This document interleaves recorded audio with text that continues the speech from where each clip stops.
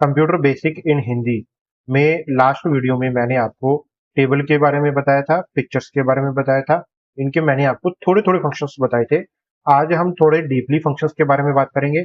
सबसे पहले हम टेबल से ही शुरू करेंगे। तो टेबल में मैंने आपको बताया था कि ये टेबल का शॉर्टकट है।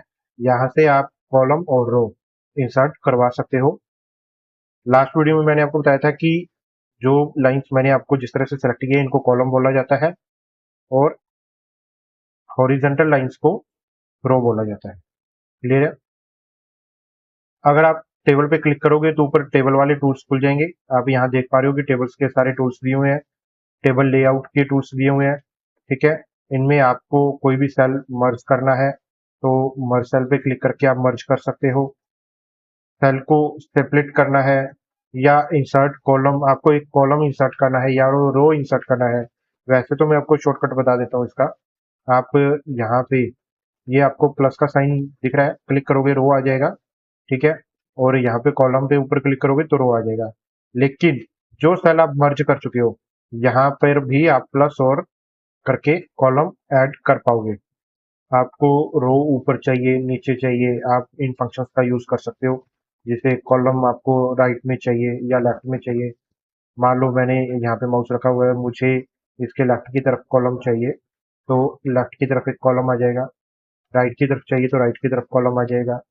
ठीक है, अगर आपको कोई कॉलम डिलीट करना है तो आपने क्या करना है, उस कॉलम को सिलेक्ट करना है, डिलीट पे क्लिक करना है, डिलीट कॉलम करोगे कॉलम डिलीट हो जाएगा। रो डिलीट करनी है, रो पे क्लिक करो, डिलीट पे जाओ तो रो डिलीट, रो पे क्लिक करोगे डिलीट रो हो जाएगा। क्लियर है? तो इस तरह से आप टेबल के इन फंक्शंस का यूज कर सकते हो। इसमें आपने कुछ भी मैटर लिखा, भी आगे बढ़ा हो रहा है, एंटर दबाओ। ठीक है, मैं यहाँ से पकड़ के टेबल को थोड़ा बड़ा कर लेता हूँ। अब ये जो शब्द है ये बिल्कुल ऊपर की तरफ आ रहे हैं, मुझे इनको सेंटर में लेके आना है। तो यहाँ पे अलाइन सेंटर पे क्लिक करेंगे सिलेक्ट करके, और सेंटर पे क्लिक करेंगे ये सेंटर में आ जाएगा। डाउन पे क्लिक करेंगे डाउन में आ जाएगा।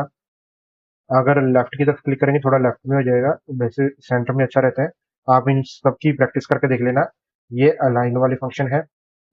ठीक है, और अगर आपको इसका डिजाइन चेंज करना है टेबल का तो यहाँ पे कुछ पहले से बने हुए डिजाइन है जिन्हें आप अप्लाई कर सकते हो। अगर वापस लेके आना है जो डिजाइन पहले था सिंपल करना है तो कीबोर्ड से कंट्रोल जेड प्रेस कर देना या आडू बटन का यूज कर लेना।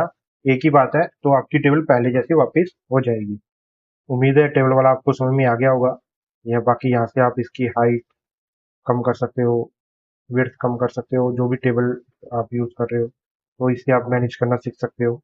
ठीक है, टेबल को डिलीट करना है, सिलेक्ट बटन पे राइट क्लिक करो और डिलीट सेल कर दो या डिलीट, सीधा डिलीट दबा दो तो भी आपकी टेबल डिलीट हो जाएगी। सेलेक्ट करके डिलीट दबा दो तो भी आपकी टेबल डिलीट हो जाएगी। ठीक है, अब इंसर्ट में आते हैं, पिक्चर पे क्लिक करते हैं। पिक्चर का इन तीन फंक्शंस का मैंने आपको बता दिया था कैसे कैसे काम होता है। और कुछ लोग पुराना एमएस वर्ड या ऑफिस यूज कर रहे हैं तो उसमें आपको ये तीन फंक्शन नहीं मिलेंगे। ऑनलाइन पिक्चर्स का नहीं मिलेगा, वहां आपको क्लिप आर्ट का मिलेगा। और एक पिक्चर्स का फंक्शन होगा जिसमें आप दिस डिवाइस पिक्चर्स का फंक्शन होगा लेकिन उसका नाम कुछ और है। तो पिक्चर दिया होगा सिर्फ नाम, तो आपको उसको क्लिक करना है तो आपके पास एक बॉक्स खुल जाएगा जहां से आप पिक्चर्स ले सकते हो। फिलहाल मैं यहाँ से नहीं ले रहा, मैं ऑनलाइन पिक्चर कोई भी एक उठा लेता हूँ। हमारा मतलब है कि पिक्चर लेके आनी है, यहाँ पे पिक्चर आप ले आओ कहीं से भी लेके आओ और उसके फंक्शंस मैं आपको बताने जा रहा हूँ, आप देख लो। मान लो मैंने ये एप्पल ले लिया, इंसर्ट पे क्लिक करेंगे, ये पिक्चर मेरे पास डाउनलोड हो गई। ठीक है, अब आप देखोगे मैं पिक्चर को राइट की तरफ खींचने की कोशिश कर रहा हूँ, नहीं आ रही। तो हम इसके लिए रैप टेक्स्ट का यूज करेंगे। मैं इसमें थ्रो पे क्लिक करूंगा तो पिक्चर देखो मूव होने लगी। ठीक है, मैं यहाँ पे एक पैराग्राफ लिख लेता हूँ, इक्वल रैंक ब्रैकेट 5,5 ब्रैकेट 1 और एंटर दबाऊंगा तो पैराग्राफ आ गया। अब देखो पिक्चर शब्द जो है जो पिक्चर के आगे पीछे जा रहे हैं या ऊपर नीचे जा रहे हैं। पिक्चर फॉर्मेट पे क्लिक करूंगा, रैप टेक्स्ट पे क्लिक करेंगे, यहाँ पे मैं टाइट पे क्लिक कर रहा हूँ तो टाइट हो जाएंगे, टॉप बॉटम करूंगा तो ऊपर नीचे हो जाएंगे।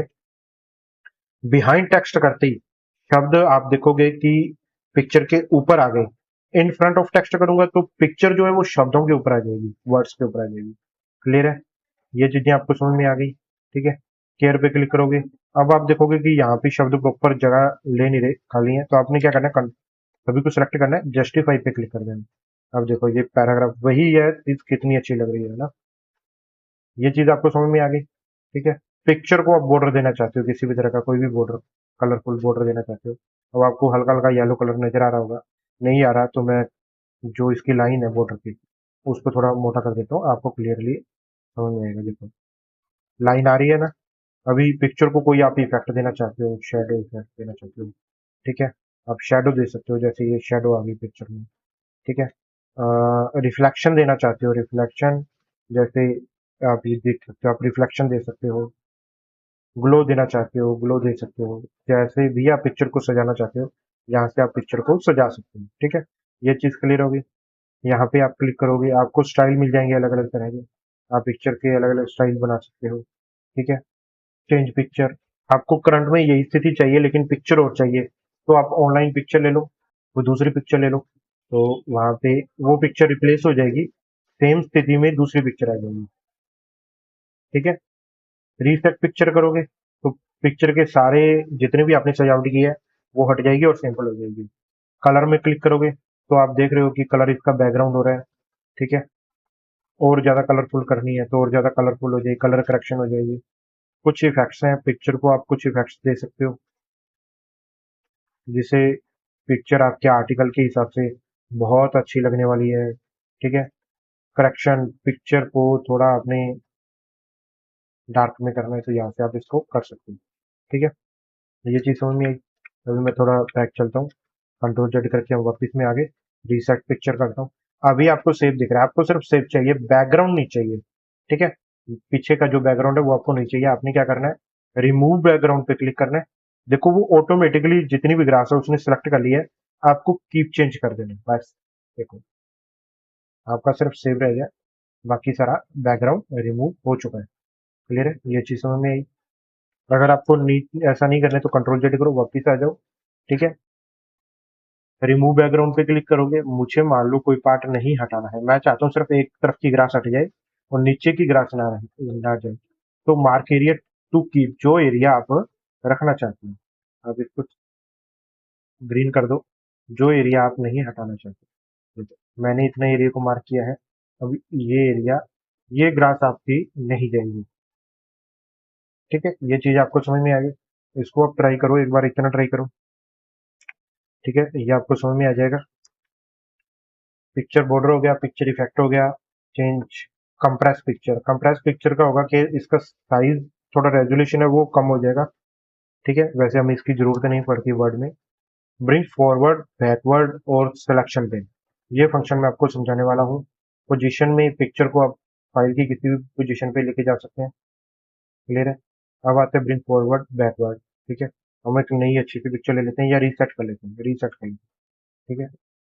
रीसेट करते पिक्चर कंप्लीटली आ गई। अब मैं क्या करूंगा, कंट्रोल डी करूंगा।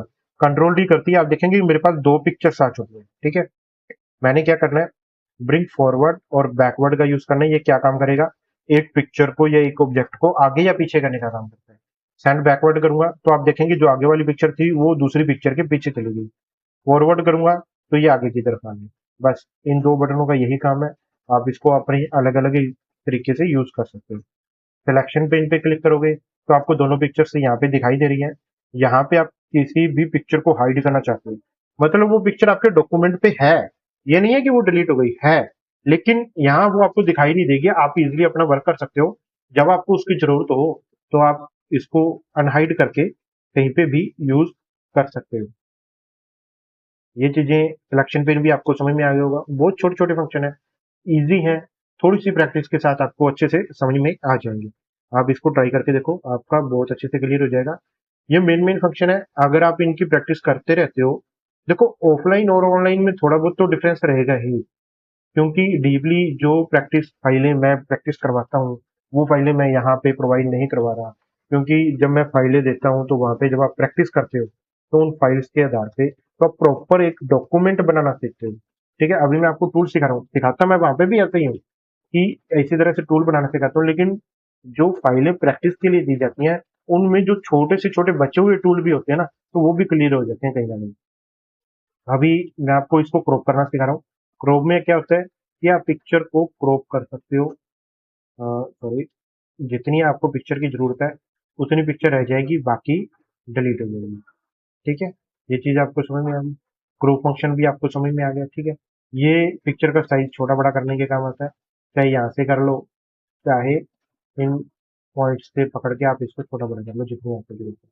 ठीक है, पिक्चर फंक्शन आपका कंप्लीट हो गया। आप इसकी अच्छे से प्रैक्टिस करो। मिलते हैं नेक्स्ट